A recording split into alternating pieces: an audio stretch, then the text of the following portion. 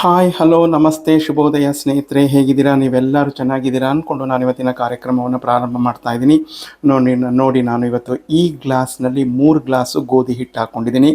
ನೀವು ಮನೆಯಲ್ಲೇ ಗೋಧಿನ ಬಿಡಿಸಿ ಮಿಲ್ಲಿಗೆ ಬಿಡಿಸಿರೋ ಹಿಟ್ಟಾದರೂ ಆಗ್ಬೋದು, ಅಂಗಡಿಯಿಂದ ತಂದಂಥ ಈ ಹಿಟ್ಟಾದರೂ ಆಗ್ಬೋದು.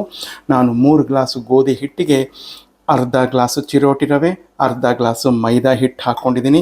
ಹಾಗೆ ಈ ಗ್ಲಾಸ್ನಲ್ಲಿ 1.5 ಸ್ಪೂನು ಸಕ್ಕರೆ ಹಾಕ್ಕೊಂಡಿದ್ದೀನಿ. ರುಚಿಗೆ ತಕ್ಕಷ್ಟು ಉಪ್ಪನ್ನು ಹಾಕ್ಕೊಂಡಿದ್ದೀನಿ. ಈಗ ಇದನ್ನೆಲ್ಲ ಒಂದ್ಸರಿ ಡ್ರೈ ಮಿಕ್ಸ್ ಮಾಡ್ಕೊಂಬಿಡೋಣ. ಈ ಥರ ಮಾಡಿಕೊಂಡ್ರೆ ಇದು 3 in 1 ಪೂರಿ ಆಗುತ್ತೆ. ತುಂಬ ಚೆನ್ನಾಗಿರುತ್ತೆ, ಉಬ್ಬೇ ಇರುತ್ತೆ. ಎಷ್ಟೊತ್ತು ತನಕನೂ ಆ ಉಬ್ಬು ಕಡಿಮೆ ಆಗಲ್ಲ. ನಿಮಗೆ ಹೋಟೆಲ್ ಶೈಲಿಯಲ್ಲೇ ಪೂರಿ ಸಿಗುತ್ತೆ. ನಾನು 2-3 ವಿಧಾನದಲ್ಲಿ ಪೂರಿಗಳನ್ನು ಮಾಡಿ ನನ್ನ ಚಾನಲ್ನಲ್ಲಿ ಹಾಕಿದ್ದೀನಿ. ನೋಡಿ ನೀವು ನಿಮ್ಮ ಮನೆಯಲ್ಲಿ ಮಾಡಿಕೊಳ್ಳಿ. ನೋಡಿ ಸ್ನೇಹಿತರೆ, ಎಲ್ಲ ಡ್ರೈ ಮಿಕ್ಸ್ ಮಾಡ್ಕೊಂಡಿದ್ದೀನಿ. ಡ್ರೈ ಮಿಕ್ಸ್ ಮಾಡ್ಕೊಂಡು ಆದಮೇಲೆ ಏನು ಮಾಡಬೇಕು ಅಂತಂದರೆ ತೋರಿಸ್ತೀನಿ ನೋಡಿ.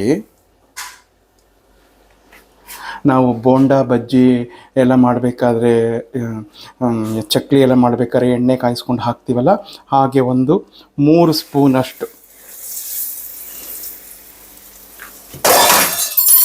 3 ಸ್ಪೂನಷ್ಟು ಎಣ್ಣೆಯನ್ನು ಕಾಯಿಸ್ಕೊಂಡು ನಾವು ಹಾಕಬೇಕು. ನೋಡಿ ಈ ರೀತಿ ಅದು ಚುರ್ರ ಅಂತ ಬರಬೇಕು. ಈಗ ಇದನ್ನು ಎಲ್ಲ ಮಿಕ್ಸ್ ಮಾಡ್ಕೊಳ್ಳೋಣ. ಹೀಗೆ ಮಾಡೋದ್ರಿಂದ ನಿಮಗೆ ಹೋಟೆಲ್ ಶೈಲಿಯಲ್ಲಿ ಬರುತ್ತೆ. ಸ್ನೇಹಿತರೆ, ಎಲ್ಲ ಮಿಕ್ಸ್ ಮಾಡಿಕೊಂಡು ಈಗ ಸ್ವಲ್ಪನೇ ನೀರು ಹಾಕಿ ನಾನು ಸಂಪೂರ್ಣ ಕಾಲಿಸ್ಕೊತೀನಿ. ಸ್ನೇಹಿತರೆ ನೋಡಿ, ಸಂಪೂರ್ಣ ಈ ಹದದಲ್ಲಿ ಕಲಿಸ್ಕೊಂಡು ಈಗ ನೆಲದಲ್ಲಿ ಇದ್ರ ಮೇಲೆ ಹಾಕ್ಕೊಂಡು ನಾನು ನಾದ್ತಾ ಇದ್ದೀನಿ. ನೋಡಿ ಸ್ನೇಹಿತರೆ, ಈ ಹದದಲ್ಲಿ ನಿಮಗೆ ಮುಟ್ಟಿದ್ರೆ ರವೆ ಎಲ್ಲೂ ಕೈಗೆ ಸಿಗಬಾರ್ದು. ಆ ರೀತಿ ಚೆನ್ನಾಗಿ ನಾದಿ ಕಲಿಸ್ಕೊಬೇಕು. ನೋಡಿ ಈಗ ಇದನ್ನು ಈ ಪಾತ್ರೆ ಒಳಗಡೆ ಹಾಕ್ಬಿಟ್ಟು ಮುಚ್ಚಿಟ್ಬಿಡ್ತೀನಿ. ಎಣ್ಣೆ ಕಾಯೋಕೆ ಇಡ್ತೀನಿ. ನಿಮಗೆ ಪೂರಿ ಎಷ್ಟು ದೊಡ್ಡದು ಬೇಕೋ ಆ ರೀತಿ ಚಾಕುವಿನಲ್ಲಿ ಕಟ್ ಮಾಡಿಕೊಂಡು ಚೆನ್ನಾಗಿ ನಾದಿ ಅದನ್ನು ಈ ರೀತಿ ಮಾಡ್ಕೋಬೇಕು. ನಾನು ಪ್ರೆಸ್ಸಿಂಗ್ ಮಿಷಿನಲ್ಲಿ ಮಾಡ್ಕೋತಾ ಇರೋದ್ರಿಂದ ನೋಡಿ, ಚೆನ್ನಾಗಿ ನಾದಿ ಮಾಡಿರೋದ್ರಿಂದ ಎಲ್ಲೂ ಬಿರುಕು ಬಿಟ್ಟಿಲ್ಲ, ಒಡ್ಕೊಂಡಿಲ್ಲ. ಈ ರೀತಿ ನಾವು ಎಣ್ಣೆ ಹಾಕಿ ಪ್ರೆಸ್ಸಿಂಗ್ ಮಾಡೋದ್ರಿಂದ ಎಣ್ಣೆನೂ ಕೆಡೋದಿಲ್ಲ, ನಾವು ಬೇರೆದಕ್ಕೂ ಬಳಸ್ಕೋಬಹುದು. ತುಂಬ ಚೆನ್ನಾಗಿ ಬರುತ್ತೆ. ಒಮ್ಮೆ ನೀವು ಈ ರೀತಿ ಟ್ರೈ ಮಾಡಿ ನೋಡಿ. ನಾನು ಹಿಟ್ಟನ್ನು ಹಾಕಿ ಒತ್ತೋದಿಲ್ಲ ಯಾವಾಗಲೂ ಪೂರಿಗೆ, ಎಣ್ಣೆಯನ್ನು ನಾನು ಬೇರೆದಕ್ಕೆ ಬಳಸ್ಕೊತೀನಿ. ಆದ್ದರಿಂದ ನೋಡಿ ಎಷ್ಟು ಚೆನ್ನಾಗಿ ಬಂದಿದೆ ಅಂತ. ನೀವು ಈ ರೀತಿ ಪ್ರೆಸ್ಸಿಂಗ್ ಮಿಷಿನ್ನಲ್ಲಿ ನಾನು ತೋರಿಸಿರೋ ವಿಧಾನದಲ್ಲಿ ಮಾಡಿ ನೋಡಿ, ಪೂರಿ ತುಂಬ ಚೆನ್ನಾಗಿ ಬರುತ್ತೆ. ನೋಡಿ ಎಲ್ಲೂ ಒಡ್ಕೊಂಡಿಲ್ಲ, ನೀವೇ ನೋಡ್ತಾ ಇದ್ದೀರಲ್ಲ ಸ್ನೇಹಿತರೆ. ನೋಡಿ ಎಣ್ಣೆ ಕಾದು ಬಂದಿದೆ. ಈಗ ಒಂದು 4 ನಾನು ಲಟ್ಸಿಟ್ಕೊಂಡಿದ್ದೀನಿ. ಎಣ್ಣೆ ಚೆನ್ನಾಗಿ ಕಾದಿರಬೇಕು. ಕಾದಿದ್ರೆ ಮಾತ್ರ ನಾವು ಇದನ್ನು ಬಿಡೋಕ್ಕೆ ಸಾಧ್ಯ.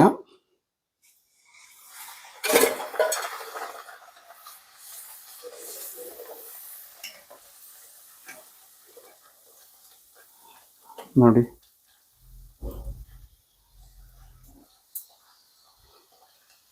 ಎಷ್ಟು ಚೆನ್ನಾಗಿ ಉಪ್ಕೊಂಬರುತ್ತೆ ಅಂತ ನೀವೇ ನೋಡ್ತಾ ಇದ್ದೀರಲ್ಲ.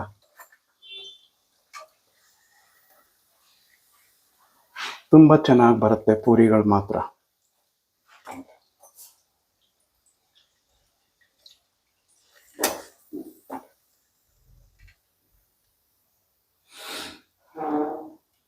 ನೋಡಿದ್ರಲ್ಲ ಎಷ್ಟು ಚೆನ್ನಾಗಿ ಬಂದಿದೆ. ಒಳ್ಳೆ ಮಂಗಳೂರು ಬನ್ಸ್ ಬಂದಿದೆ ನೋಡಿ. ನೋಡಿ ಸ್ನೇಹಿತರೆ ಹೇಗೆ ಉಪ್ಕೊಳ್ತವೆ ಅಂತ.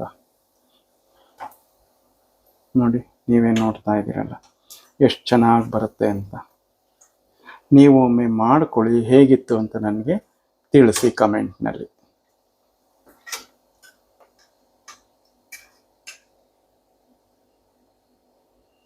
ನೋಡಿ ಮಂಗಳೂರು ಬನ್ಸ್ ಥರನೇ ಇಲ್ವಾ?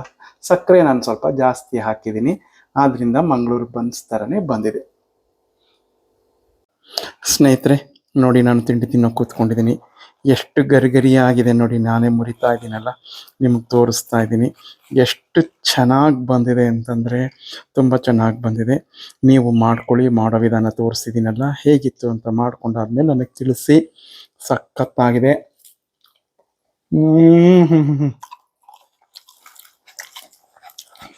ಈ ಅದ್ಭುತವಾದ ಸಾಗು ಒಂದಿಗೆ ತಿನ್ನೋಕ್ಕಂತೂ ತುಂಬ ಚೆನ್ನಾಗಿದೆ.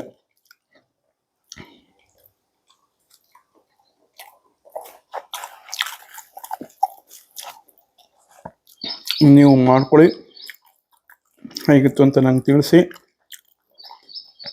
ಮತ್ತೊಂದು ಇಂಟ್ರೆಸ್ಟಿಂಗ್ ವಿಡಿಯೋದೊಂದಿಗೆ ಬರ್ತೀನಿ. ಎಲ್ಲರಿಗೂ ನಮಸ್ಕಾರಗಳು. ಸೂಪರ್. ಜೈ ಗಣೇಶ.